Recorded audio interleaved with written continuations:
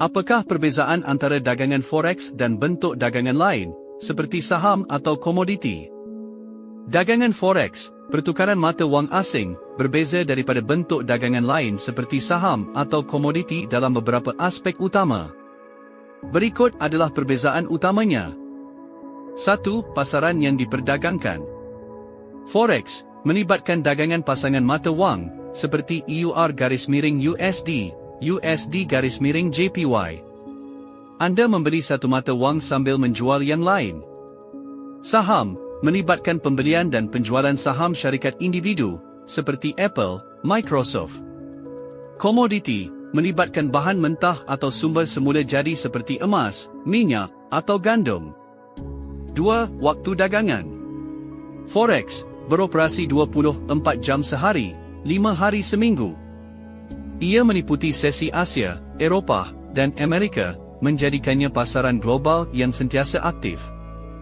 Saham terhad kepada waktu pasaran bursa saham tertentu, biasanya 6-8 jam sehari bergantung pada lokasi bursa. Komoditi, waktu dagangan bergantung pada jenis komoditi dan bursa yang berkaitan, tetapi biasanya lebih terhad berbanding forex.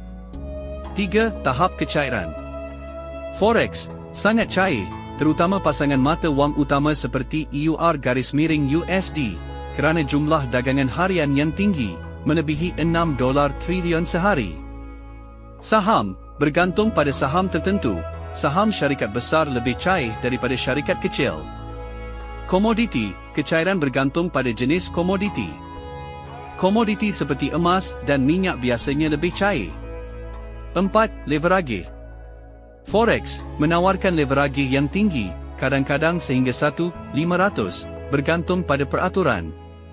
Ini membolehkan pedagang mengawal jumlah besar dengan modal kecil.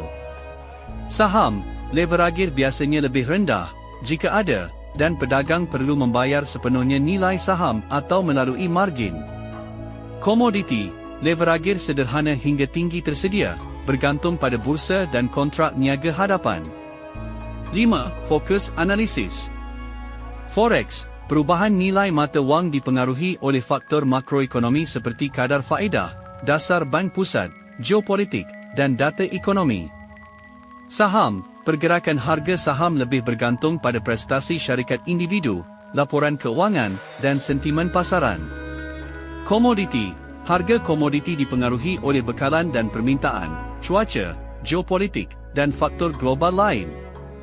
6. Kos dagangan. Forex, kos utama ialah spread, perbezaan antara harga beli dan jual, dan kadang-kadang komisen. Saham, biasanya melibatkan komisen broker dan yuran transaksi. Komoditi, dagangan melalui kontrak niaga hadapan atau auction mungkin melibatkan komisen, margin, dan spread. Pemilihan antara forex, saham, atau komoditi bergantung pada matlamat dagangan, tahap pengalaman, dan toleransi risiko seseorang. Forex sesuai untuk pedagang yang mencari pasaran yang sentiasa aktif dengan kecairan tinggi, manakala saham dan komoditi mungkin lebih menarik bagi mereka yang ingin melabur dalam aset tertentu atau mengikuti trend sektor tertentu. Terima kasih kerana menonton video ini.